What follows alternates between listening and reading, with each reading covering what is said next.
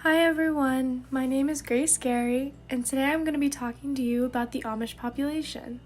We will look at the factors that affect the Amish on an ecological and individual level to assess their health outcomes. With regards to predisposing factors, most research nowadays focuses on Amish communities in Ohio or Pennsylvania. There's very little research on healthcare utilization in Amish communities in Indiana, Michigan, or Wisconsin. Most Amish have very little access to healthcare because of geographic barriers and cultural influences. The rurality of this population significantly contributes to the limited healthcare options. Also, there are strict societal rules regarding healthcare that many Amish have to follow. Let's transition to the next slide and talk about some of the Amish's demographics, beliefs, and values. The Amish are a very private population, so gathering information on demographics is a challenge in research today. From what we do know, the Amish tend to have very large families. The people within society like to stay away from the larger and more urban communities. This closed gene pool does limit diversity. The Amish always get married before having children, where the women tend to marry at an age slightly higher than the national average, and men tend to marry at an age slightly lower. The birth rate is very high and the death rate is low. Education is mainly rooted in agriculture and religion, so most of the members of the community seldom learn about healthcare. On a more individual level, the Amish have certain healthcare values that make delivering and receiving healthcare much more difficult. One enabling characteristic of the Amish is that they choose not to own automobiles, so they use a horse and buggy. This limits their ability to travel to clinics or hospitals. Vaccinating children is often looked down upon, so this increases the likelihood of contracting and/or passing on diseases. 14% of Amish parents report that their child has never received a vaccination. Research shows that 85% of parents say the number one reason why they do not vaccinate their kids is because they think vaccinations cause adverse effects. Changing parental attitudes towards vaccinations is key to getting more Amish to open up to preventative medicine. Continuing with enabling characteristics, the Amish are exempt from the ACA and tend to not partake in medical insurance. Many of them believe that insurance goes against their religious beliefs. Even with their low income, the Amish tend to pool together money to pay for community members.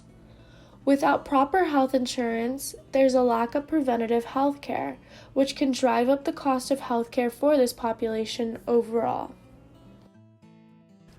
Finally, we will transition to need characteristics. Culturally, it's common for Amish populations to marry other individuals as close as second cousins. Because of this, inbreeding is common, and this phenomenon is increasing substantially. This rise in inbreeding is causing many genetic abnormalities among the population. These genetic abnormalities are growing and becoming a huge challenge for the Amish, who have very little access to healthcare. Diversity in mental health services is a huge need for the Amish population.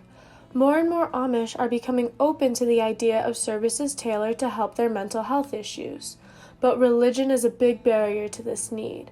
Many Amish believe that counseling is best done by bishops and ministers who align with their strict religious beliefs. If the Amish do seek outside help, they prefer a counselor with a Christian background. So what does this mean in regard to health care for the Amish population? From the findings in the literature review, the Amish have barriers to health care because of predisposing, enabling, and need characteristics. Religious beliefs, geographical locations, and cultural values all hinder the Amish from receiving quality health care. Their biggest issues are within rurality, education, insurance, inbreeding, and mental health. You're probably asking what we could do to help the Amish.